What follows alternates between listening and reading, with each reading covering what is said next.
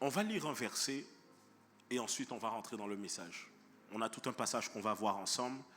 Et le titre de mon message de ce matin s'intitule « Dispose des vases ». Dis à ton voisin, dispose des vases. Alors, je vais aller droit au but, parce qu'après on a le culte à Saint-Martin, donc on doit y aller, donc je vais aller droit au but ce matin. Alors, suis-moi attentivement, et je crois que le Seigneur réellement nous parlera. J'aimerais que tu puisses dire encore avec moi, dispose des vases. Alors, 2 Rois chapitre 4, verset 1. On va lire cette histoire-là, 2 Rois 4, 1. La Bible nous dit ceci, et j'aimerais que vous puissiez m'aider à lire. La Bible dit, une femme d'entre les femmes des fils des prophètes, on y va, cria en disant, ton serviteur, mon mari, est mort. Et tu sais que ton serviteur craignait l'Éternel.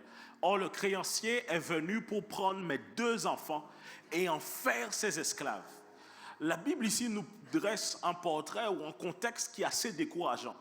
Parce qu'il faut remettre le verset 1. La Bible nous dresse ici un contexte qui est assez décourageant parce que la Bible ici nous parle d'une femme dont elle était mariée à un des fils des prophètes, qui servait donc les prophètes, qui était au service des prophètes. Il était serviteur, c'est-à-dire qu'il était serviteur. Et ce portrait est assez particulier parce que la Bible nous dit ici que cet homme-là craignait l'Éternel. Il craignait l'Éternel, il était fils de prophète, il était serviteur s'il était juif, donc il devait donner sa dîme, son offrande, il craignait Dieu, il avait une femme, il avait des enfants. Mais malgré tout ce que cet homme faisait pour Dieu, ça n'a pas empêché que lorsqu'il a quitté la terre, sa famille était dans la galère et sa famille était endettée. Et ça nous pose comme un portrait qu'on peut avoir aujourd'hui avec les chrétiens. Priant le Seigneur, cherchant Dieu, jeûnant, parlant en langue, donnant sa dîme et son offrande, mais malgré tout, sur la terre des vivants, vit la pauvreté. Est-ce que je parle à quelqu'un? Ça ressemble à quelque chose ou pas? Tu vois, des gens, ils peuvent être chrétiens, ils parlent en langue beaucoup, ils prient beaucoup, ils font beaucoup de choses pour Dieu, mais malgré ça, ils sont dans la pauvreté. Ils ont beau faire beaucoup de choses pour Dieu, ça n'enlève pas le fait qu'ils sont dans la pauvreté. Parce que ce que vous devez comprendre, c'est que de la même manière que la vie que vous avez devant vous est logique, les choses spirituelles sont aussi logiques. Et donc Dieu aussi a des domaines dans la vie où il doit faire le travail dans la vie de quelqu'un. Et donc il ne suffit pas de croire que parce que vous priez, que cela va amener des finances dans votre vie. La prière n'amène pas l'argent à tomber dans votre vie. Sinon il y a des gens qui seraient beaucoup plus riches depuis très longtemps. La louange et l'adoration n'amènent pas forcément l'argent à tomber dans votre vie. C'est faux, parce que tu auras beau chanter, ton compte en banque ne va pas se remplir. Si tu veux faire un test, va sur l'application et on commence à chanter maintenant. Et on voit comment ton compte en banque se remplit. Est-ce qu'on est ensemble ou pas? La louange et l'adoration n'amènent pas forcément le compte en banque à être rempli. Aller à l'église n'amène pas le compte en banque à être rempli. D'ailleurs, c'est tellement parce que les chrétiens ne se posent pas les bonnes questions que les gens sont arrivés à dénigrer les chrétiens en disant « Regarde-les à l'église, priant, cherchant Dieu, mais vivant dans la pauvreté. » Mais ce matin, nous allons renverser la tendance dans le nom de Jésus. Et nous allons voir ensemble ce que la Bible en réalité nous donne comme solution. Parce que ça peut parler à quelqu'un. Vous peut-être cochez toutes les cases. Vous avez accepté Jésus dans votre vie. Vous vous efforcez d'entretenir une relation avec le Saint-Esprit. Vous servez le Seigneur. Vous donnez votre dîme et vos offrandes. Vous vivez dans la sanctification. Mais malgré tout, vous êtes pauvre. Alors, ça veut dire qu'il y a un problème quelque part. Dis avec moi, il y a un problème quelque part. Alors, ce que vous devez comprendre, c'est que souvent, les chrétiens, en fait, ce qu'ils attendent, c'est un lieu de rassemblement où on leur prophétisera ce qui arrivera et ils s'attendent à un miracle financier qui va tomber en mode bam, ça va arriver sur ton compte et c'est bon, tu seras béni maintenant. En réalité, ce n'est pas comme ça que ça fonctionne. Oui, cela peut fonctionner comme ça, mais ce n'est pas parce qu'il y a des exceptions ou qu'il y a des périodes exceptionnelles que Dieu, c'est comme ça qu'il fera avec vous. Dieu a des principes qu'il a établis. Par exemple, lorsque tu plantes une tomate, Dieu lui-même a établi les choses comme ça, que lorsque tu plantes une tomate, tu l'arroses, il a mis des principes, tu l'arroses, elle est au soleil, elle va donner, la graine va être brisée sous la terre, va s'enraciner, le germe va pousser, ça va donner encore d'autres tomates. Alors oui, tu peux arriver devant la graine de tomate, la planter, prier, et peut-être qu'elle peut pousser. Oui, c'est possible. Rien n'est impossible à Dieu. Mais Dieu lui-même aussi établit le principe où tu plantes, tu arroses, c'est ensoleillé et puis ça pousse. Est-ce qu'on est ensemble? Cela veut dire que Dieu a des principes par lesquels il bénit les gens. Parce qu'il est possible d'être chrétien, d'avoir semé toute sa vie dans l'œuvre de Dieu. Parce que ce matin, on parle d'argent.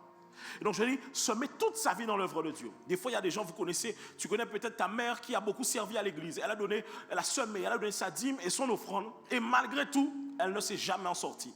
Donc il est possible de semer, de donner beaucoup à l'œuvre de Dieu et d'avoir l'impression au final de passer à côté. Et ce matin, je vais vous donner le point qui fait que beaucoup de chrétiens s'arrêtent là et ils ne vivent pas les promesses que Dieu a prévues pour eux.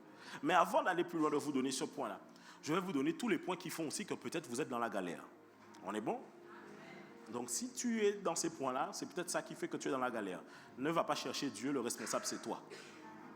On est en bon ou pas? Premier point, mauvaise gestion. Tu n'as pas un suivi de tes finances. Tu ne sais pas ce qui rentre exactement, tu ne sais pas ce qui sort exactement. Cela veut dire que tu as ta carte, en plus maintenant tu as 100 contacts et maintenant en plus tu mets sur le téléphone. C'est-à-dire qu'un peu tu téléphones comme ça, tu vois. Maintenant, donc ça va très vite comme ça. Et donc toi-même tu ne comptes pas parce que tu sais quand tu mets le code et tu appuies sur le bouton vert, il y a une barrière psychologique à franchir. Mais quand tu es en 100 contacts là, tu n'as pas besoin de voir le TPE hein, au loin même. Moi-même, quand on me tend le TPE, j'attrape le TPE pour mettre la carte dedans. Je dis non, je veux mettre, qui vous a dit je veux faire sans contact? Parce que ça te met une espèce d'habitude où, en fait, l'argent part vite, tu vois. Non, faut que... C'est pour ça qu'il y a même des gens, vous savez qu'est-ce qu'ils font? Ils retirent leur argent à la banque pour le gérer en espèces. Parce qu'ils ont plus l'impression de voir entre leurs mains qu'est-ce qu'ils ont véritablement. Et donc, regarde, hein, des fois, tu as une mauvaise gestion, tu fais que sortir l'argent, et puis tu vas à Carrefour au départ, ouais, chercher l'aide. Mais vous, tu t'es fini avec un espèce de truc pour masser tes pieds, tu vois, non? Et le truc pour masser tes pieds a un espèce de prix là, tu as fini avec ça, et tu reviens tout content. J'ai racheté un truc pour masser les pieds. Tu vas masser tes pieds 2 fois avec, ensuite tu vas mettre ça quelque part coincé derrière. Oh, est-ce que je parle à quelqu'un? Au lieu, tu vas aller acheter des ceintures chauffantes, fais un régime. Alléluia. Amen. Les ceintures chauffantes. Mon gars, tu auras chaud, ça va te gratter, tu vas retirer. C'est pas parce que tu transpires là que tu as maigri. Hein? On peut avancer ou pas? Dire-moi mauvaise gestion.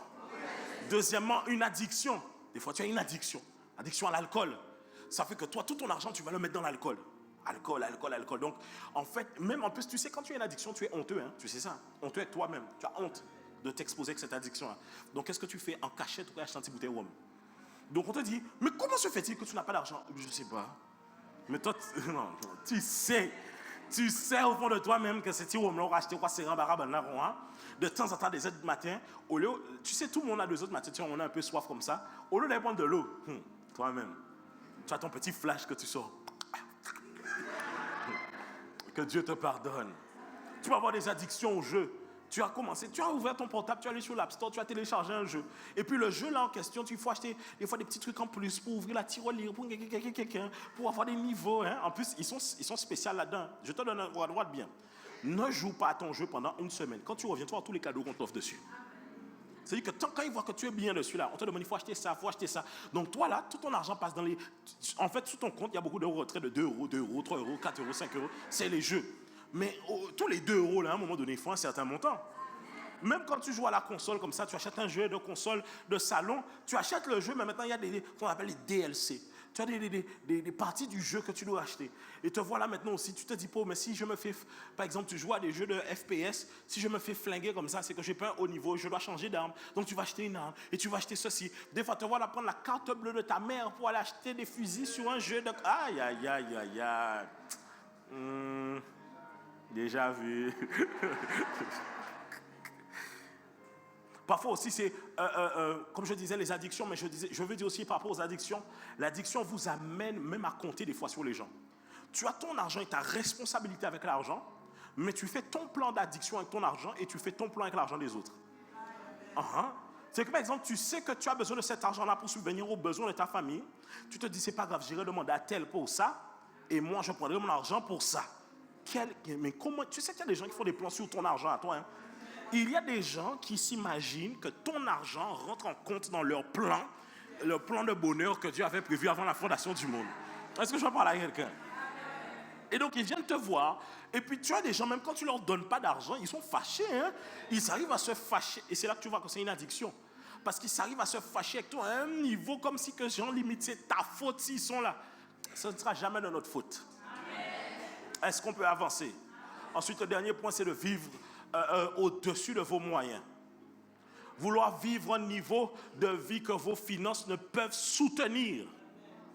Donc toi maintenant, tu veux vivre un niveau genre en mode, tu as tellement vu les choses, sur Instagram que toi aussi tu veux. Tu crois que tout le monde, quand il se lève là, ils font un café latte? Comme tu vois tous les trucs que les gens qui racontent, my daily routine, café latte. Café latte, là, en plus il faut mettre le lait végétal, là, ça coûte cher, hein? Et puis le café, et puis le machin, et puis... Tu vois, chaque matin, tu vois le temps de mettre le caramel autour du verre, là, comme ça? Non! Donc toi, tu regardes et tu veux ce même niveau de vie, là. Et donc tu exiges que j'ai le même niveau de vie. Tu veux les mêmes trucs. En plus, vous savez, hein, le piège avec le niveau de vie, c'est qu'une fois que vous avez atteint un certain niveau de vie, il est difficile de revenir en arrière.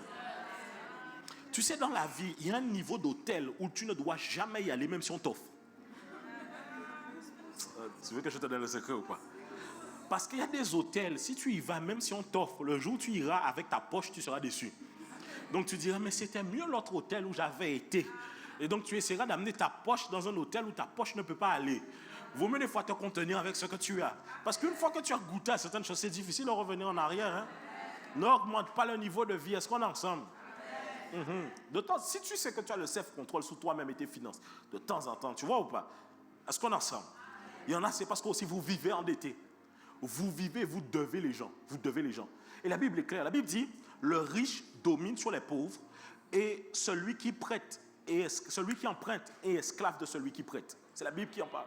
La Bible dit, celui qui emprunte est esclave de celui qui prête. Et à certains moments, vous vivez endetté par rapport aux autres. Ça veut dire que tu dois aux gens. Tu es en vacances, mais on croit doué moun. Ou en soirée, mais on croit doué moun. Tu remplis ton frigo de champagne alors que tu dois les gens. Tu vis la belle vie alors que tu dois les gens. Des fois, ce n'est même pas les gens que tu dois, c'est Dieu que tu dois lui-même. Comment? Tu as été à l'église, tu as dit, je vais faire un vœu à l'éternel, je vais faire une offrande de temps. Depuis là, ton offrande, tu ne l'as jamais fait. Tu dois à Dieu. Et même aussi quand tu as ton salaire, ou bien peu importe ce que tu reçois et tu ne donnes pas ta dîme, tu es en train de devoir à Dieu. Est-ce qu'on est ensemble? Tout ça, ce sont des points qui font que vous n'arrivez pas à sortir la tête sous l'eau. Et ce que vous devez comprendre aussi, c'est quoi? C'est que, bibliquement parlant, et même dans le monde dans lequel on est, à chaque fois qu'on veut vous amener à prendre un parcours pour sortir, pour pouvoir atteindre une certaine liberté financière, on vous parle d'abord de vos dettes. Allez régler vos dettes. Est-ce qu'on est ensemble? Maintenant, voyons voir. Imaginons que vous avez accepté le Seigneur, vous vous efforcez d'entretenir une relation, vous servez le Seigneur, vous donnez votre dîme, vous vivez dans la sanctification, mais qu'on rajoute les points. Vous avez une bonne gestion, vous n'avez pas d'addiction, vous ne vivez pas au-dessus de vos moyens et vous ne vivez pas de manière endettée. Qu'est-ce qui fait que malgré tout, vous avez l'impression que ce que vous avez est juste suffisant pour vivre, manger, et voilà un petit kiff de temps en temps, mais vous n'avez pas l'impression d'être dans l'abondance financière dont Dieu a parlé dans sa parole. Rappelez-vous, on a vu la semaine dernière les promesses faites à Abraham, qui sont aussi nos promesses selon le livre de Galates au chapitre 3. La Bible en parle, je crois même au verset 14, 3, 14. La Bible explique que nous sommes aussi de la postérité d'Abraham. On est bon? Alors imaginez que vous cochez toutes ces cases. Qu'est-ce qui fait qu'il y a un problème au niveau des finances? Alors la question que j'aimerais vous poser, c'est la même question que le prophète a posée à cette femme. On va lire le texte, on va aller du verset 1 au verset 7, et ensuite on va découler sur les points que le Seigneur peut nous amener à voir au travers de cette histoire. On y va 2 Rois 4, 1, et on va aller jusqu'au verset 7. Une femme, on va lire ensemble, 1, 2, 3. Une femme d'entre les femmes des fils des prophètes cria à Élisée en disant, ton serviteur, mon mari est... On y va les amis, on va aller. Et tu sais que ton serviteur...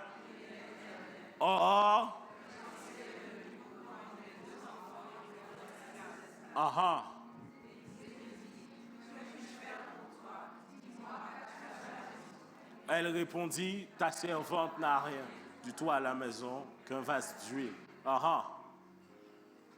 Et il dit, va demander au dehors des vases chez tous tes voisins, des vases vides, et n'en demande pas un petit nombre. Quand tu seras rentré, tu fermeras la porte sur toi et sur tes enfants, et tu verseras dans tous ces vases, et tu mettras de côté ceux qui seront... Alors elle le quitta. Elle ferma la porte sur elle et sur ses enfants. Il lui présentait les vases et elle versait. Lorsque les vases furent pleins, elle dit à son fils, présente-moi. Mais il lui répondit, et l'huile, dis avec moi, dispose tes vases. Ok, la première question que le prophète lui dit, que puis-je faire pour toi? Dis-moi, qu'as-tu à la maison?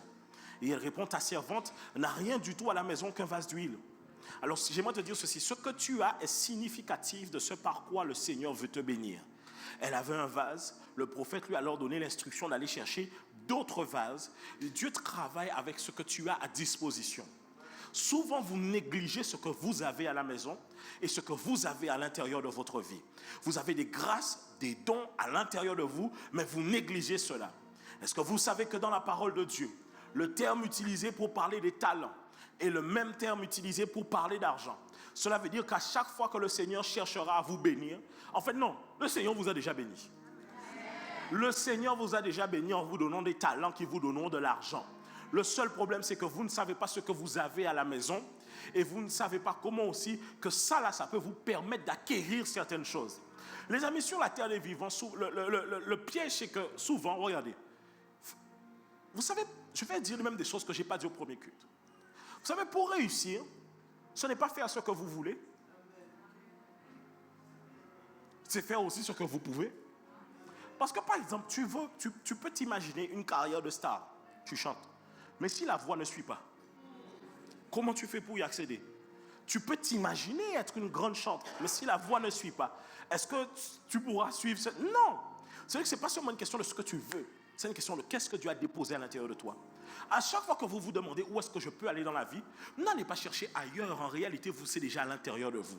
Ce que Dieu a déposé à l'intérieur de vous est déjà le signe de là où vous pouvez aller dans la vie. Si vous regardez à l'intérieur de vous, vous voyez la direction que vous pouvez prendre. Le truc, c'est que vous négligez ce que vous avez à l'intérieur de vous.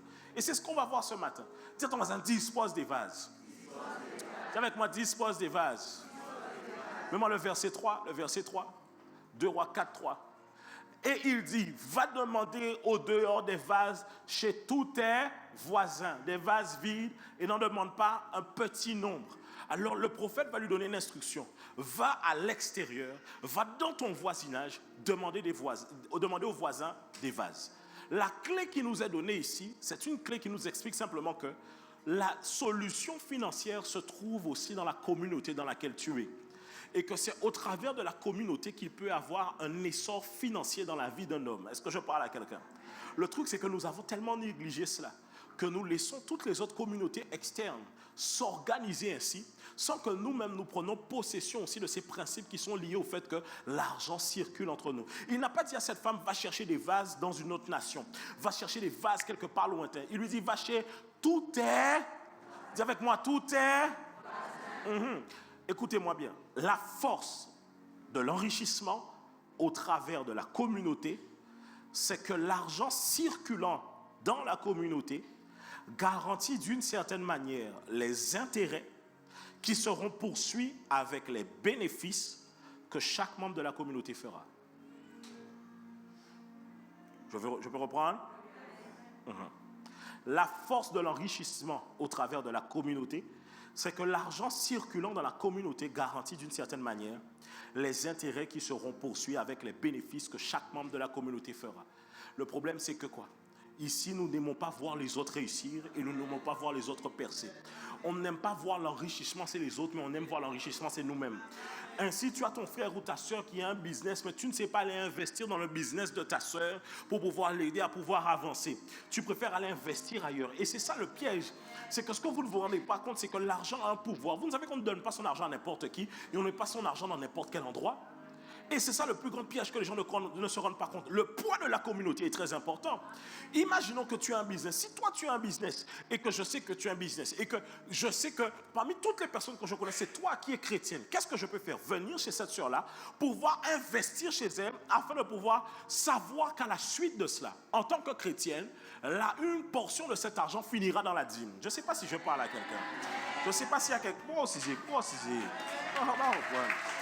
Je ne sais pas si je parle à quelqu'un. Je ne sais pas si je peux aller prêcher ce message-là ailleurs. Regarde. Le truc, c'est quoi? C'est que des fois, tu n'es pas obligé de tu te mets debout si tu crois en la parole.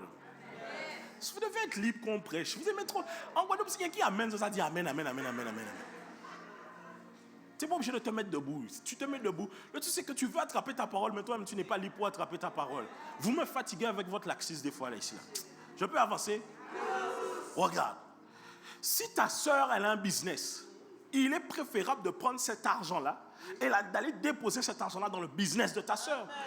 Parce qu'à la fin, les bénéfices qu'elle va faire avec, même si elle n'est pas sœur dans ton église, elle est sœur dans une autre église, tu sais qu'elle ira porter sa dîme dans son église et ça va permettre à l'œuvre de Dieu d'avancer, n'est-ce pas?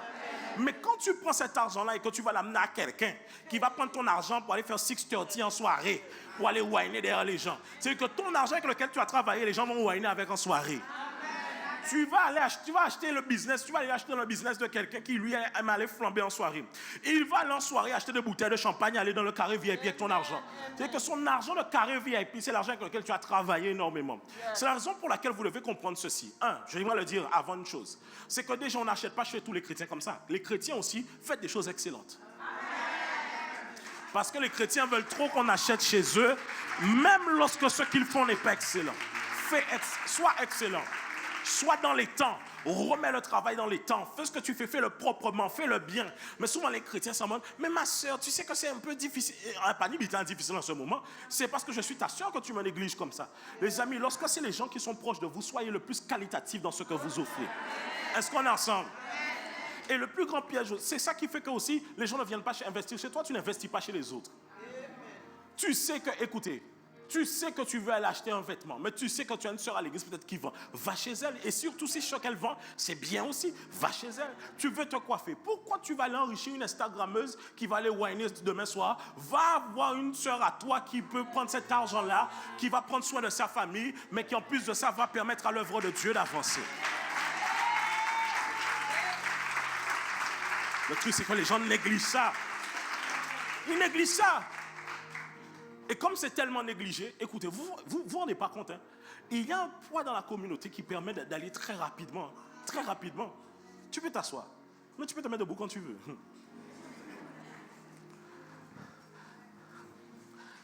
Comme j'ai dit, j'essaie de vous expliquer que, vous savez, participer à une prédication, c'est pas simplement dire Amen. On a dit que vous êtes à l'église catholique des fois ici. Il faut aller à l'église catholique. Il y en a combien? Il y a derrière là ici. Il y a dans le centre-ville aussi. Il y en a 2 au moins après chapitre, non? Il y a aussi les chapelles aussi, j'en connais quelques-unes. Tu peux aller aussi. Là-bas, tu vas te recueillir dans la paix. Mais ici, tu participes à la prédication. De me dire Amen pour ne pas te... Ok, on peut avancer ou pas? Le poids de la communauté. J'ai fait l'exemple tout à l'heure. Au premier que j'ai dit aux gens, levez la main ceux qui veulent apprendre Excel. Plusieurs ont levé la main. J'ai dit, levez la main, ceux qui connaissent, qui maîtrisent Excel. D'autres ont levé la main. Et certains qui maîtrisent Excel étaient assis à côté de gens qui veulent apprendre Excel. J'ai dit, tu te rends compte? Tu as une maîtrise de quelque chose, mais tu ne sais pas que ce qui peut te permettre de pouvoir accéder à une certaine manne financière, c'est ton frère et ta soeur qui est assis à côté de toi. Des fois, regardez, là, et c'est pour ça qu'aussi qu'il faut que les chrétiens puissent être d'excellents employés, mais aussi d'excellents clients ou d'excellents entrepreneurs. Parce que souvent, ce qui fait qu'on ne travaille pas ensemble, c'est parce que ce que l'on donne à l'un et l'autre n'est pas qualitatif. Des fois, il y a des entreprises qui cherchent des gens. Mais pourquoi on ne cherche pas ici à l'église? Simplement parce que des fois, vous n'êtes pas sérieux. Déjà, vous n'êtes pas sérieux avec Dieu, vous en parlez là tous les dimanches. Est-ce que vous aurez là, chaque jour, on travaille là? Si chaque dimanche tu as une excuse, en fait, aujourd'hui, ça fait mal à la tête, mais tu feras pareil au travail. Et tu auras beau me dire ce que tu veux, tu feras pareil au travail. Tu diras au patron, oui, mais tu sais, et qu'en plus, tu sais, comme on est entre frères et sœurs, tu auras la facilité de dire, ah, mais tu sais, frangin, en ce moment, j'étais un peu fatigué, le diable m'a beaucoup attaqué hier soir. Qu'est-ce qu'on en a à faire quand le diable t'a attaqué hier soir? Quand tu étais chez ton patron païen, là, le diable t'attaquait, tu allais travailler quand même. Lève-toi, tu vois que tu as des bêtises hein, quand même, hein? Tu sais, les gens, des fois, ils ne viennent pas, ils disent, je me suis fait beaucoup attaquer cette nuit. Mais laissez travailler. Quand beaucoup lundi, mardi, mon frère travaille quand même. Ah, que Dieu nous pardonne de notre négligence et des fois de notre médiocrité que nous offrons les uns aux autres. Ce qui fait, si on veut ensemble, je suis prêt à dire ensemble, allons investir chez les uns et chez les autres. Mais soyons prêts à offrir de la qualité aux uns et aux autres. Ce n'est pas juste, oui, je mets un prix pour mettre un prix. Je t'offre de la qualité. Je ne te l'offre pas. Je te l'expose et tu payes. Alléluia. On peut avancer. On a dit premièrement, qu'as-tu à la maison? Deuxièmement, la création de richesse se retrouve dans une communauté. Troisièmement, ne vois pas petit. Ne vois pas petit. Dis ça à ton voisin, dis-lui ne vois pas petit. Dis-lui ne vois pas petit. Et voici quelques points. Il dit ceci, remets-moi le verset 3. il va demander au dehors des vases chez tous tes voisins, des vases vides, et n'en demande pas un petit nombre. Dis que n'en demande pas un petit nombre. Écoutez, votre plus grand problème, c'est que vous demandez à Dieu des petites choses. Mais qu'est-ce que vous allez perdre du temps à aller demander à Dieu des petites choses? Parce que les petites choses, vous pouvez l'accomplir vous-même. Quand tu dis à Dieu, par exemple, Seigneur, donne-moi une voiture, s'il te plaît. Mais pas en gros, en Twingo. Mais va travailler. Va travailler. Une Twingo, tu demandes à Dieu. Tu ne peux pas aller chercher mettre 2-3 l'argent ensemble pour pas acheter une Twingo. Qu'est-ce que Dieu a à voir dans une affaire d'aller chercher? Je n'ai pas dit que la Twingo est mauvaise. Mais qu'est-ce que tu vas déranger le ciel pour ça? Donc nous tous, avec tous nos sujets de prière, toi tu veux mettre ta Twingo dans les sujets là, ici là. C'est à cause de toi que nos prières sont répondues en retard ici là. Tu veux mettre tes petits sujets de... Arrête! Écoutez, je peux vous raconter une histoire.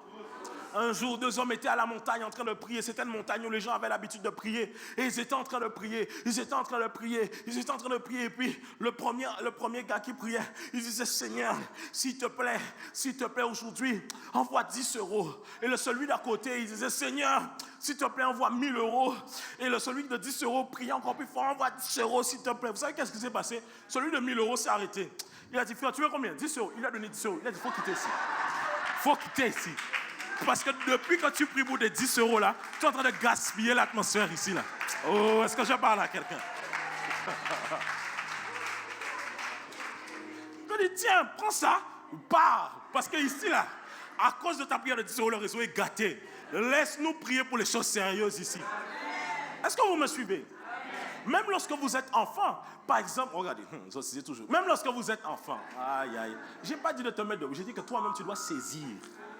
Même lorsque tu es enfant, par exemple, lorsque tu es enfant, imaginons, lorsque tu es enfant à la maison et que tu es la grande sœur et que le petit frère demande quelque chose, souvent il va voir les parents, il va dire, maman, papa, est-ce que je peux avoir ça? Et papa et maman disent, demande à ta... Pourquoi? Parce que ta grande sœur, elle a déjà l'accessibilité pour pouvoir faire ce genre de choses. C'est-à-dire, pourquoi tu me déranges alors que ta grande sœur peut le faire pour toi?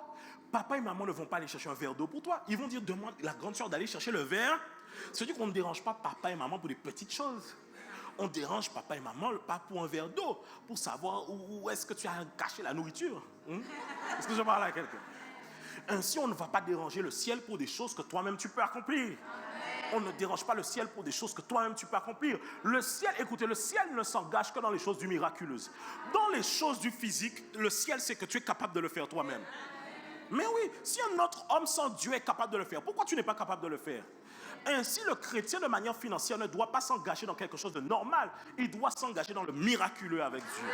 Ça veut dire que là, c'est à la hauteur de ce que je demande à Dieu. Je ne veux pas une petite entreprise, donne-moi une grande entreprise.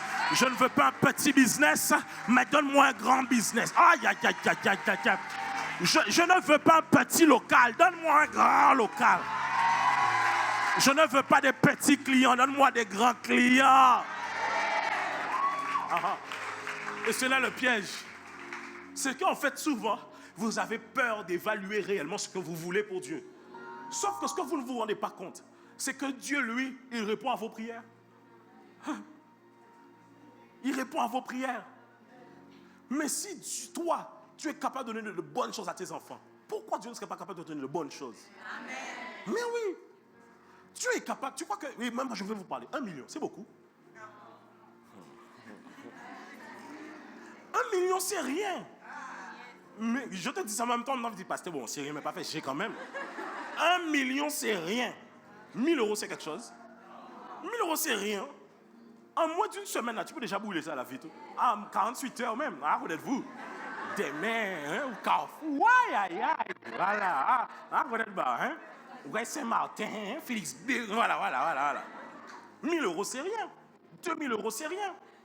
1000 euros, c'est rien. 1000 euros, regardez, 1000 euros, c'est 100 fois que vous divisez 10 euros. Ça veut dire que vous prenez 10 fois 100 euros ou 100 fois 10 euros. C'est-à-dire que 100 personnes qui vous donnent 10, on a déjà 1000. Mais oui, c'est rien. C'est la raison pour laquelle je sais que beaucoup d'églises blaguent avec beaucoup de fidèles blaguent avec leur église. Parce qu'en réalité, les gens pensent qu'il y a beaucoup d'argent à l'église. C'est pas vrai, il y a beaucoup d'églises qui sont en galère, hein, mais parce que les gens ne considèrent pas l'apport de leur soutien financier. Mais 1000 euros, c'est rien.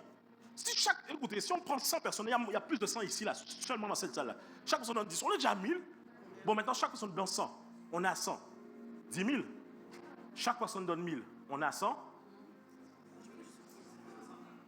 100. 100 cas. On est d'accord? Ok, 100 personnes donnent 10 000. 1 million, c'est beaucoup? Ça va très vite. Le pire, c'est que quand tu considères quelque chose beaucoup, en réalité, c'est loin de toi. Et ça restera loin de toi. Je peux avancer ou pas? Regardez, Dieu, pour te permettre de considérer à quel point il est proche de toi. Dans la nouvelle alliance, on ne dit pas éternel qui est aux cieux, mais on dit mon Père qui est aux cieux. Parce que Dieu sait que s'il te dit éternel, tu le verras comme un Dieu lointain. Mais s'il te dit mon Père, tu le vois comme quelqu'un de proche. Ainsi, il est plus facile de s'approcher de quelqu'un que l'on voit de... Ok, qu'est-ce que je suis en train de dire? Si tu changes ton regard sur 1 million viendra à toi beaucoup plus facilement. Le problème, c'est que même 10 000 en tête à oser les gens en l'eau. 10 000 euros, c'est rien. Ou même quand acheter une voiture en Dacia ici. Pas même une Twingo, tu vas acheter avec ça aujourd'hui. Pas même... Quelle voiture tu achètes à 10 000 euros neuf? Et encore. Et encore. Ou pour mettre option là. Hein? Pas ni clim là-dedans. Est-ce que vous me suivez ou pas? Dis à Thomas, arrête de voir petit. Si tu déranges le ciel réellement pour quelque chose de concret. Dérange le ciel réellement pour quelque chose qui fait bouger cette génération. Dérange le ciel réellement pour quelque chose qui amène un changement dans ta génération. Arrête de déranger le ciel pour des choses que tu peux faire toi-même. Dérange le ciel pour le miraculeux. On peut avancer? Là, je sens que tu es là. On peut y aller ou pas? Mais il faut sentir. Tu peux t'asseoir maintenant, tu vois? Il faut sentir le truc. Ouais. Tu sens ou pas? Voilà. Moi, c'est pas comme moi, je suis assis ici et que je reçois mes prédications. C'est ce que je fais. C'est comme ça qu'on participe à une prédication. C'est pas... Amen. C'est comme ça qu'une nation perd ses instruments de réveil. Par le manque d'enthousiasme et d'honneur quand le message est donné. Faites attention à ça. Oh, j'ai parlé. Je fais ma parenthèse. On peut avancer. Apprends à préserver ce que Dieu fait. Des fois, Dieu fait des choses, Dieu va faire avec toi. Et il dit à cette femme-là, rentre, ferme la porte derrière toi. Ça veut dire que des fois, lorsque Dieu commence à faire avec toi, ce n'est pas le moment d'aller ébruiter cela. C'est le moment des fois de couvrir ce que Dieu est en train de faire. Parce qu'un feu, écoutez, vous devez comprendre qu'il faut savoir couvrir le feu quand il démarre. Ainsi, vous devez savoir couvrir les choses quand elles démarrent pour leur permettre de... C'est pour ça que, par exemple, on vous dit que souvent les femmes enceintes, elles ne disent pas qu'elles sont enceintes avant 3 mois. Parce qu'avant 3 mois, c'est encore, tu vois ou pas, c'est touchy. Et même quand l'enfant naît, il y a encore une période où on ne dit pas à tout le monde. Il y a des gens qui ont dit enceinte, mais il y a des gens, même quand ils sont nés, on ne dit pas tout de suite. Ben oui, c'est la vérité. Il y a une catégorie de personnes à qui tu gardes encore un peu, et tu attends que le gars soit bien gaillard, tu vois, qu'il ait eu la grippe une fois, non, au moins tu es sûr que là, il a bien résisté, et puis voilà, là tu dis. Pourquoi? Il y a un temps où on couvre, il y a un temps où on expose. On est ensemble? Ok, voici aussi une chose. La provision s'arrête lorsqu'il n'y a plus de vision. La provision s'arrête lorsqu'il n'y a plus de vision. Moi, je fais le dingue. Je vous donne des choses que je n'ai pas dit au premier culte alors que j'ai moins de temps. La provision s'arrête lorsqu'il n'y a plus de vision. Alors elle quitta, au verset 5 à 6, alors elle le quitta. Elle ferma la porte sur elle et sur ses enfants. Il lui présentait les vases et elle versait. Ce qu'il lui présentait ses enfants. Et lorsque les vases furent pleins, elle dit à son fils, présente-moi encore un vase. Mais il lui répondit, il n'y a plus de vase. Et l'huile s'arrêta. Vous voyez donc que l'huile s'est arrêtée au moment où le vase s'est aussi arrêté. Quand il n'y a plus de vase, il n'y a plus d'huile.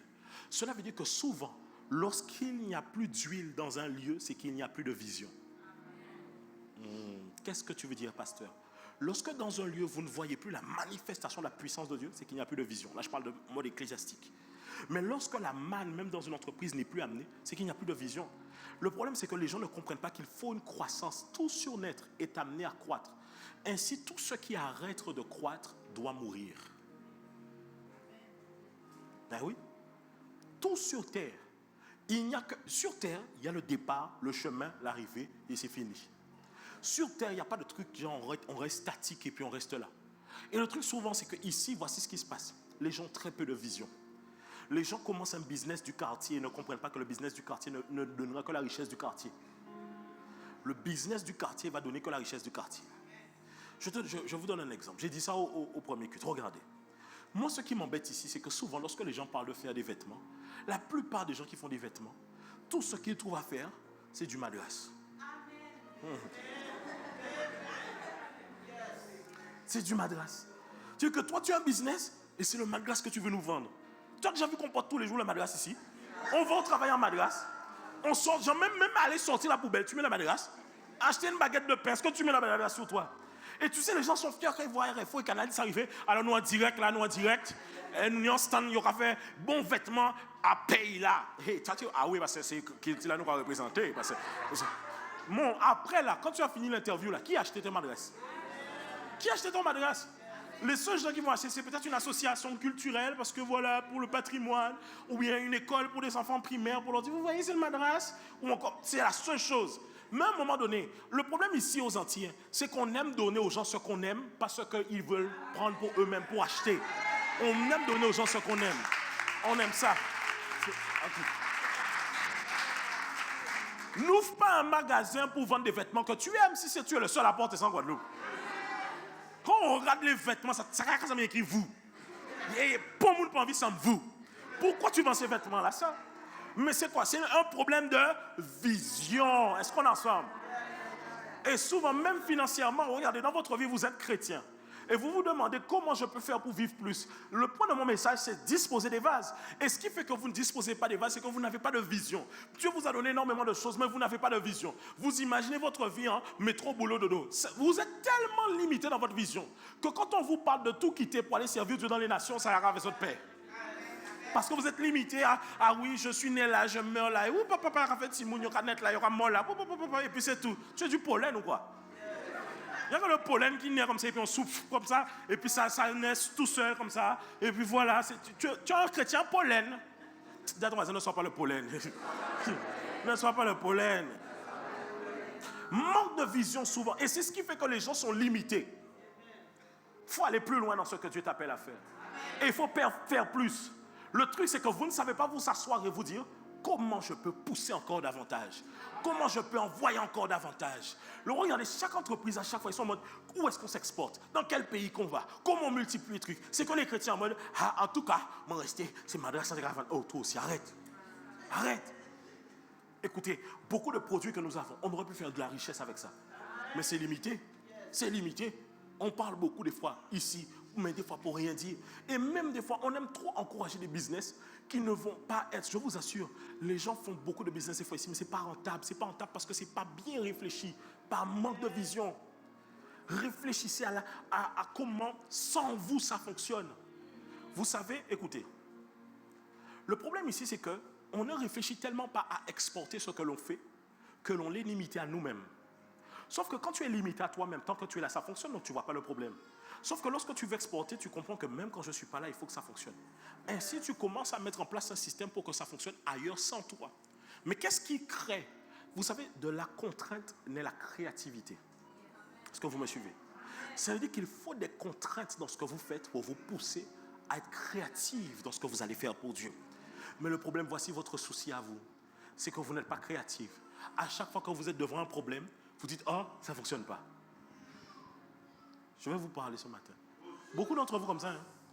Vous arrivez devant un obstacle, oh, ça ne fonctionne pas. Est-ce que tu as déjà réfléchi au fait que pour faire un tunnel, ils ont dû percer des montagnes? Réfléchis à ça. Pose-toi bien. Les gars sont arrivés, ils ne se sont pas dit, pour petit mal montagne, gens là. Ah ouais, nous payons. Tu as réfléchi aux gars qui ont fait la route de la traversée ici? Tu as réfléchi? Si c'est toi, tu ne serais jamais allé faire la route de la traversée. Tu aurais dit, si bon Dieu fait commencer, il ne faut pas nous passer par là. C'est tout. Et tu te serais arrêté là. Mais des fois, nous-mêmes, on limite Dieu à nos propres limitations. Et on pense que Dieu est conditionné par cette manière de voir les choses. Écoutez, vous voulez que l'huile puisse grandir. Regardez, certains d'entre vous, c'est la vision qui vous a amené à multiplier certaines sources de revenus. Je te donne un exemple. Quand tu es célibataire, tu ne vois pas l'intérêt des fois d'aller chercher l'argent. C'est la vérité. Et regarde, quand tu es célibataire, le patron t'énerve, tu quittes le travail. Ben oui, parce que tu n'as pas d'objectif en fait. Tu es tout seul en mode toi-même et tu vis pour toi-même.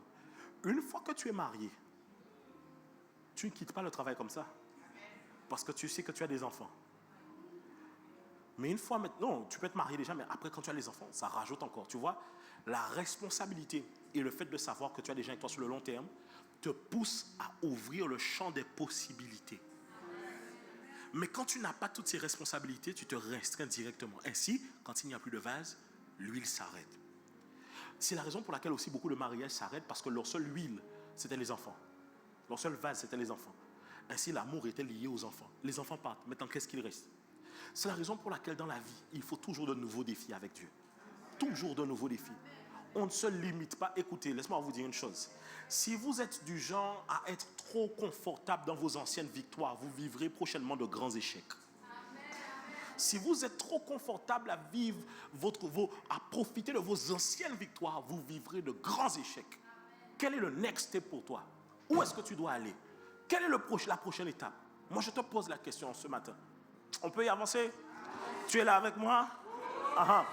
On peut y aller? Ok, maintenant, voici une chose. Lorsque le Seigneur te bénit, use de sagesse et paie tes dettes. Paie tes dettes. Dis à ton voisin, paie tes dettes. Dis-lui, paye tes dettes. Alors, voici le point. Je vous dis ça pourquoi? Parce que souvent, lorsque Dieu vient et Dieu répond à votre prière, il envoie une manne financière. Au lieu d'aller régler vos dettes, vous pensez au prochain groove que vous allez faire. Vous pensez au prochain restaurant que vous allez faire. Quand l'argent arrive dans ta main, pourquoi tu es comme ça et tu penses toujours à toi et ton ventre et pas aux gens que tu dois l'argent? C'est la raison pour laquelle il lui dit, avec ce que tu as eu, mets-moi le verset, s'il te plaît, le verset 7. Il dit, Allah le rapportait à l'homme de Dieu et il dit, va vendre l'huile. Rappelez-vous, au début de l'histoire, cette femme-là avait son mari qui est mort, qui avait des dettes. Le créancier est venu et le créancier voulait racheter les enfants comme esclaves. Il lui dit, va faire quoi? Va vendre l'huile et paie ta dette et tu vivras, toi et tes fils, de ce qui restera. Ça veut dire que tu vas prendre le reste, mais va d'abord payer tes dettes. Dis à ton voisin, paye tes dettes. Ensuite, maintenant, là, on va parler de manière concrète, disposer les vases. Notez bien, disposer des vases, c'est mettre en évidence aux yeux du ciel. Disposer des vases, c'est mettre en évidence aux yeux du ciel des activités économiques sur terre dans lesquelles le Seigneur pourra envoyer la moisson financière de votre semence. Vous voulez que je reprenne? Disposer des vases, c'est mettre en évidence aux yeux du ciel des activités économiques sur terre dans lesquelles le Seigneur pourra envoyer la moisson financière de votre semence. Alors, qu'est-ce que cela veut dire? Ça répond à Deutéronome 28:8 qui nous dit ceci. L'Éternel ordonnera à la bénédiction d'être avec, mais où ça avec toi? Dans tes greniers et dans toutes tes entreprises. Ainsi, tu dois comprendre que la localisation de la bénédiction, c'est l'endroit où Dieu l'enverra. Et là où Dieu l'enverra, c'est dans les vases que vous disposez. Et quels sont ces vases? Ces vases sont en réalité des lieux matériels, économiques, des entreprises que vous disposez pour que Dieu puisse faire couler dans votre vie. Voici un exemple biblique de vase disposé. Luc 12, 16 à 18. Il leur dit cette parabole, c'est Jésus qui parle. Les terres d'un homme riche avaient beaucoup rapporté, donc sa moisson avait beaucoup rapporté. Il raisonnait en lui-même en disant, que vais-je faire? En effet, je n'ai pas de place pour rentrer ma récolte. Vous voyez, il dit, j'ai une grande récolte, mais je n'ai pas de place pour faire tout ça rentrer. Ensuite, qu'est-ce qu'il dit? Voici ce que je vais faire, se dit-il. J'abattrai mes greniers. Ça veut dire que je vais les détruire, les casser, ceux qui sont là, parce qu'ils sont trop petits. Et il dit, j'en construirai quoi? Il dit quoi de plus? J'y amasserai toute ma et tous mes... Alors certes, dans cette histoire-là, dans cette parabole-là, Jésus nous fait ressortir un autre point. Mais il est intéressant que Jésus nous parle d'un homme riche, et cet homme riche-là a une réflexion d'homme riche. Il voit plus de récoltes, il comprend que plus de récoltes doivent demander un plus grand grenier. Cela veut dire que tu ne peux pas demander à Dieu de t'envoyer 1 million dans un vase qui ne peut pas contenir 1 million. Tu ne peux pas demander, ah tu vois là tu n'as pas encore, là tu n'as pas capté, tu vas passer à côté. Pourquoi aussi? Tu vois, tu n'as pas compris. Non, il faut sentir le truc. Tu ne peux pas demander à Dieu 1 million dans un vase qui comporte 10 000. Ton entreprise n'est pas capable de fournir pour que les clients t'amènent 10 000, mais tu demandes à Dieu 1 million. Casse le vase, agrandis-le, afin de pouvoir dire à Dieu, voilà le vase qui est plus grand pour recevoir beaucoup plus. Le problème, c'est que tu crois que tes promesses vont apparaître comme ça. Non, le Seigneur n'a aucun problème. Écoutez, dans le sport, écoutez, le sport, ce n'est pas une question seulement de faire la passe. Il faut aussi réceptionner la passe. Ça veut dire que quand tu apprends le foot, on t'apprend à réceptionner. Contrôle de balle.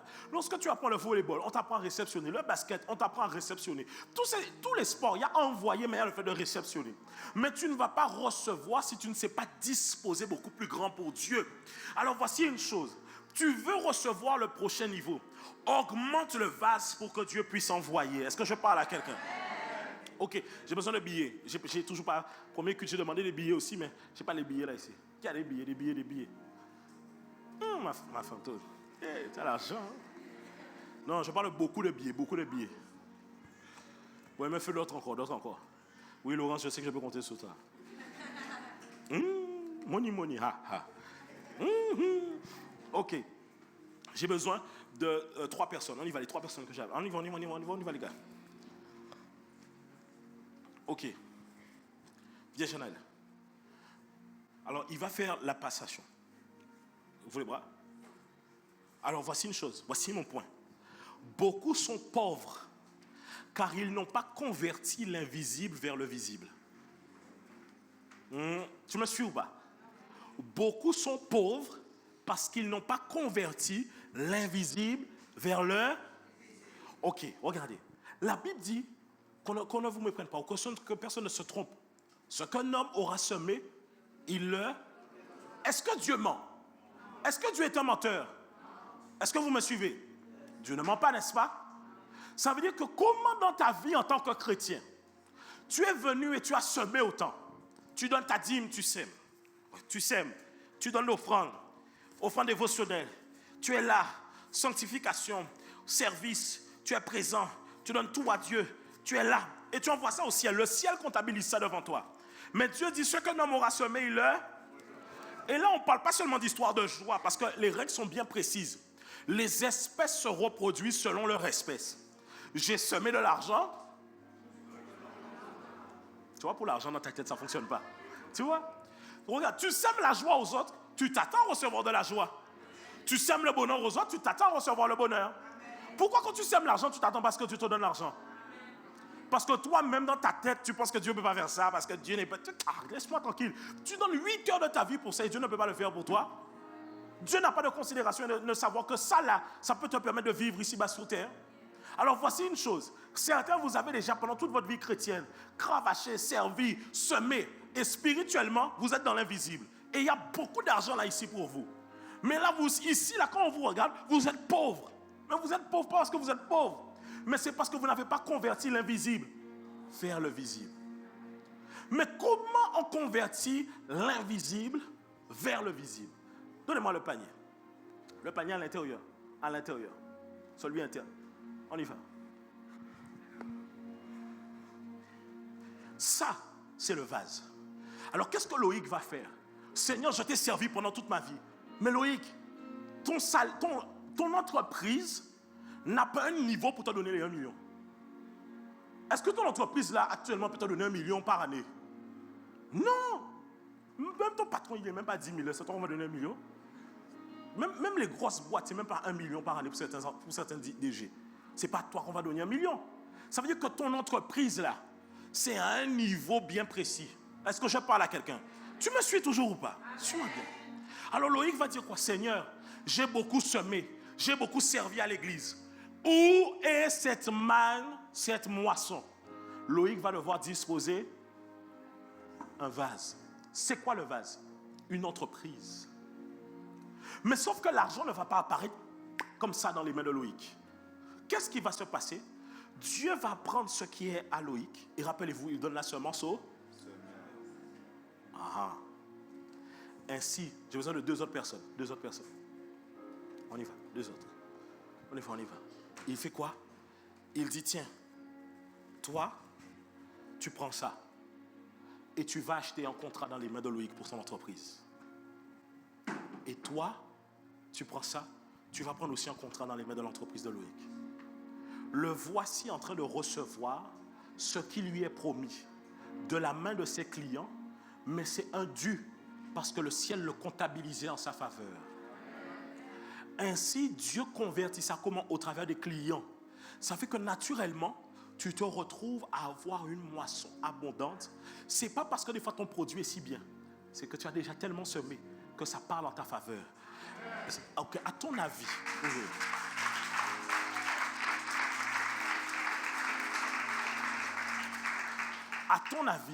comment certaines entreprises dans un quartier sont établies, donnent des bons produits, et tu as des gens après 5 ans, ils disent, mais je ne savais même pas que l'entreprise était là. Comment des entreprises des fois sont au bataillon inconnu malgré tout ce qu'elles font? Il y a une manière en tant que chrétien d'attirer la grâce. C'est lorsque moi-même je sème pour l'œuvre de Dieu. Le Seigneur maintenant répand dans ça. Mais le problème c'est que beaucoup d'entre vous, vous êtes frustrés parce que vous ne voyez pas ça dans votre vie. Mais où sont les vases que vous avez disposés? C'est pour ça qu'il dit là, j'ordonnerai la bénédiction d'être avec toi dans tes greniers et dans toutes tes entreprises. Ça veut dire que Dieu a conçu qu'il y a un endroit où il doit envoyer, ce sont tes entreprises. C'est ce que tu vas lui disposer.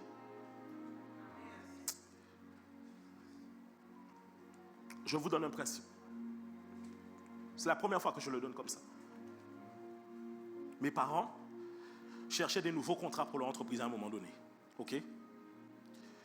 Et à ce même moment-là, je suis parti faire mes études. Et l'année coûtait 8 000, 9 000 euros. Dès cette époque-là, le Seigneur m'a dit, c'est textuellement ce qu'il m'a dit à cette époque-là. À cause de ton école, j'enverrai la semence dans les mains de tes parents. C'est que le vase là, c'était mon école. Parce que si c'est pour dire à Dieu, Seigneur, je veux l'argent. Quel est l'intérêt de Dieu? Mais Dieu avait trouvé son intérêt. Quand j'étais surpris, il me l'a confirmé dans mon cœur. Il m'a dit à cause de ton... Parce que regardez, des fois, tu as envie de faire un truc. Par exemple, tu vas envoyer tes enfants dans une école. Des fois, tu sens le Seigneur qui te met la conviction. Fais-le. Mais toi, tu as peur parce que tu vois que tu n'as pas. Mais si c'est lui qui t'a dit, il mettra la semence dans tes mains. Est-ce que je parle à quelqu'un? Il va mettre la semence dans tes mains. Ça veut dire quoi? L'école des enfants, c'est un vase. Les entreprises, c'est un vase. Tout ça là, c'est un vase, c'est un vase. Le mariage, même quand tu l'organises, tu regardes des fois, à force d'avoir semé, quand tu te maries, les gens viennent te voir, ils sèment dans ta vie. Parce que tu as semé tellement, Dieu prend le mariage aussi comme un vase pour t'envoyer. Et beaucoup d'entre vous, en fait, votre problème, c'est pas que le ciel n'a rien pour vous, c'est que vous n'avez disposé aucun vase pour que le ciel le déploie dans vos vies. Et donc vous êtes chrétiens, vous servez, vous jeûnez, vous priez, mais vous êtes pauvres. Mais c'est fini dans cette saison dans le nom de Jésus. C'est fini en cette saison dans le nom de... Alléluia. Je reprends l'argent. Ah, pas l'argent. Est-ce qu'on peut acclamer le Seigneur pour eux?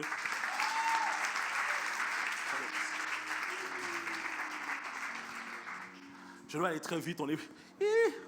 L'embarquement là tout à l'heure. Là. On est dedans. Si l'avion part, c'est pas grave. Non, c'est grave. Emmanuel va prêcher, il est déjà parti. On peut avancer ou pas? Je veux finir avec le message, même si l'avion... Il va dérouler dans 15 minutes. Non, embarquement dans 15. Ok, on y va. Ok, directement disposer des vases. Quels sont les vases? Regardez, je vous ai demandé qu'est-ce que vous avez chez vous. C'est ce que le prophète a demandé. Qu'as-tu à la maison? Qu'as-tu chez toi? Alors certains d'entre vous, vous savez conseiller, coiffer, apprendre aux autres des choses. Vous avez des astuces pour le voyage. Vous savez cuisiner, nettoyer, l'écriture, la voix. Des fois, au lieu de prendre votre voix pour aller draguer les petites, prenez votre voix pour aller travailler en CI. Coudre, savoir s'habiller, le relationnel, administrer, organiser, le travail manuel, le sport, la conduite, savoir conduire. Il y a des gens qui cherchent des bons chauffeurs, compter, mémoriser, maquiller. Tout ça, ce sont des grâces que Dieu a déposées en vous qui peuvent vous permettre d'aller acquérir de l'argent. Le problème, c'est que vous négligez. Tu as des filles, des fois, quand je leur dis, mais regarde, tu sais quoi faire, pourquoi tu lances pas un business? C'est ce que je fais à côté. Mais c'est normal que tu ne vas jamais avancer. Tu considères ça comme ce que je fais à côté. Mais tu ne sais pas, peut-être que toi, il y a une manne que Dieu te réserve là-dedans. Est-ce que je parle à quelqu'un? Des fois, vous bloquez la manne parce que vous négligez le vase. Vous bloquez la manne parce que vous négligez le vase. Et voici une chose, il n'y a pas de petite expertise, il n'y a pas de petit domaine, il n'y a pas de petit métier, il n'y a que des petites visions. Il n'y a que des petites visions. Le problème, ce n'est pas ce que tu fais. Le problème, c'est comment tu le fais. La manière dont tu le fais détermine si c'est grand ou pas. Soit tu nettoies, regarde, tu fais le nettoyage chez les gens et tu as honte. Pourtant, tes clients t'aiment bien, mais tu as honte. Que tu fais, quelle honte qu'il y a ça? À part l'argent au rabat. Change ça. Fais une page Instagram. Je sais pas quoi, ma chère, hygiène, nettoyage, je sais pas quoi. Filme-toi en train de nettoyer. Fais un appel de vos clients, forfait. J'ai parlé de ça au premier culte, forfait de nettoyage dans vos maisons. Un forfait compris mensuellement. Une fois par mois, nettoyage complet. Et une fois par semaine, nettoyage classique simple. Mais une fois par mois, je te fais le complet tout avec un abonnement sur 12 mois d'engagement. Voilà. Voilà. Voilà. Et puis après, et puis à un moment donné, tu vas arriver et tu vas te retrouver peut-être avec des fois trop de clients. Qu'est-ce que tu fais? Tu embauches. Et puis à un moment donné, ou même quand il nettoie encore. Tu vois? Par exemple, un jour je demande oui, tu formes. Tu formes les autres, mais vous n'aimez pas transmettre des fois votre savoir. Un jour je demande à un infirmier, je dis, même pourquoi tu ne fais pas infirmier libéral? Ah non, ça demande trop de travail. Mais qui t'a dit que tous les infirmiers libéraux, c'est eux qui vont faire les soins? Des fois, ils montent des cabinets d'infirmiers, ils emploient d'autres infirmiers qui vont faire les soins à leur place. Mais des fois, tu limites tellement Dieu dans tes propres limitations que tu es trop... Oh là là, tu es fatigant, hein, tu nous fatigues. Regarde ton voisin, tu nous fatigues là, tu nous fatigues. Tu nous fatigues. Tu nous fatigues. Je disais ça, regarde ça. Combien d'hommes négligent couper chivé? Ah, couper chivé, couper chivé? Mais tu deviens, tu es un médecin généraliste. Pareil, tu as tes clients, tu as les ordonnances, tu as 30 minutes, 20 € par client, tu as le tablier même du médecin, tu vois.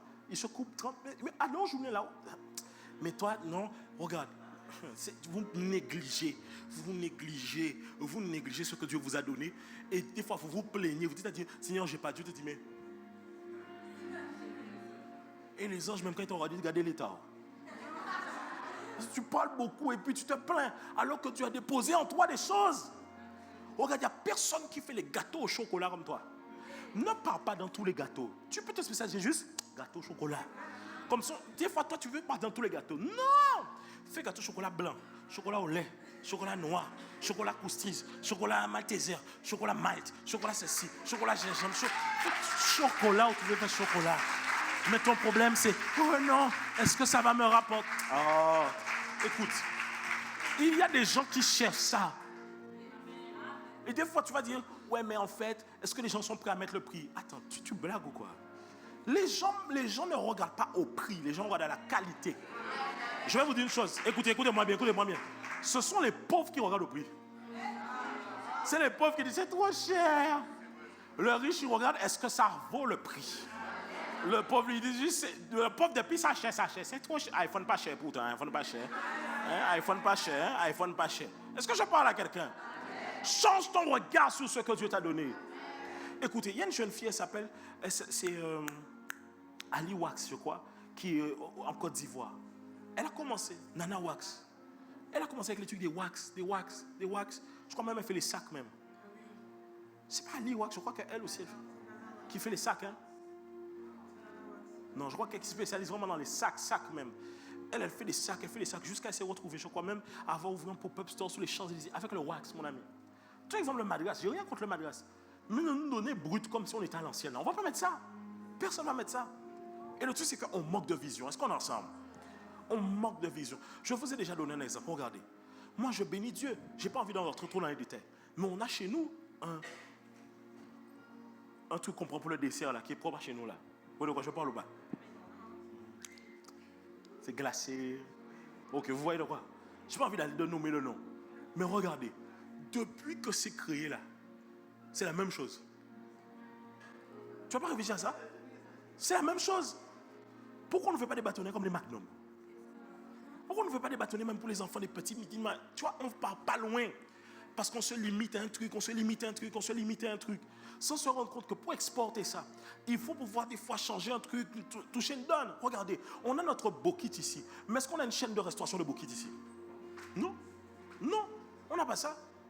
Pourtant, on est fiers de dire que le bokit c'est chez nous. Mais quand tu demandes, quelqu'un arrive, quelqu'un dit, où est-ce qu'on peut manger un bon bokit? Tout le monde a son adresse. Va à Bastère, va aux Abîmes, va... Est-ce qu'on peut, je parle à quelqu'un? Ah, pour rien entendre cette rose, hein? Vous dites, ah, pour rien entendre ça même. Cette rose. Ah, pour rien entendre. On est bon? Dis à ton voisin, dispose des vases. Et voici ce que je vais dire pour terminer. Ce que la Bible dit sur les entrepreneurs. Ecclésiaste 11.1. Ecclésiaste 11.1. Allons-y. Jette ton pain à la surface de l'eau, car avec le temps tu leur... Ensuite, il dit quoi? Donne-en une part à 7 et même à... Car tu ne sais pas quel malheur peut... Ensuite... Non, c'est ça, c'est verset 6, même le verset 6. Il dit, sème tes graines dès le matin, et le soir ne laisse pas ta main au repos, car tu ne sais pas ce qui réussira. Est-ce que ce sera ceci ou cela? Est-ce que l'un et l'autre seront également... Ça veut dire que Dieu te dit, diversifie tes sources de revenus. Remets le verset 1 et 2, je crois. Il dit, sème tes... Regarde, jette ton pain à la surface de l'eau, car tu le investis. Avec le temps, ça va revenir. Ensuite, il dit quoi? Regarde, verset suivant. Donne-toi une part à quoi? Et même à... C'est-à-dire qu'en fait, Dieu est en train de nous donner une indication. Parce que l'Ecclésiaste parle, un homme riche. On parle de Salomon ici. Donc, il nous dit, si tu veux accéder à un niveau de richesse, il faut être au moins 7-8 sources de revenus. Est-ce que tu me suis ou pas? Ça fait beaucoup quand même. 7-8. Mais 7-8, ça peut être faisable simplement. Parce que regarde, il t'a dit, jette ton pain à la surface, partage-le. C'est-à-dire qu'il ne t'a pas dit des fois, rentre dans des investissements qui t'amènent à être là. Dépose l'argent dans des endroits qui vont te donner des intérêts et qui demain vont parler en ta faveur. Est-ce qu'on est ensemble? Deutéronome 28, j'ordonnerai la bénédiction d'être avec toi et dans tes greniers, dans toutes tes entreprises. Josué 1,8, que ce livre de la loi ne s'éloigne point de ta bouche. Médite-le jour et nuit pour agir fidèlement selon tout ce qui est, car c'est alors que tu auras du succès dans tes... C'est alors que tu...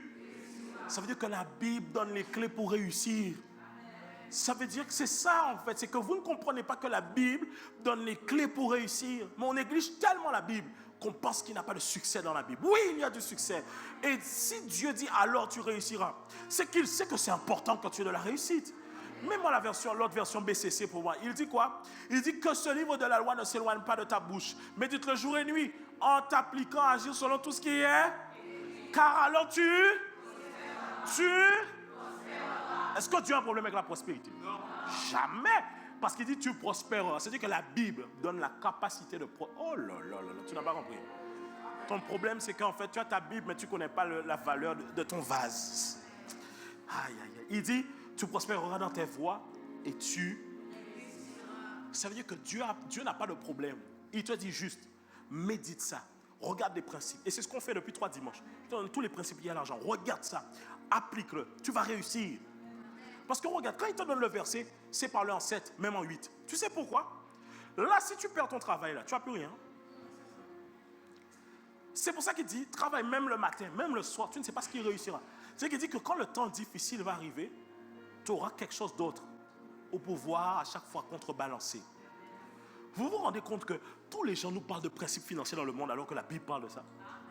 La Bible même, elle-même, elle parle de ça. Arrêtez vous-même de négliger ce que Dieu veut pour vous. En cette année, soyez prêts à rentrer dans les promesses financières que Dieu a prévues pour vous.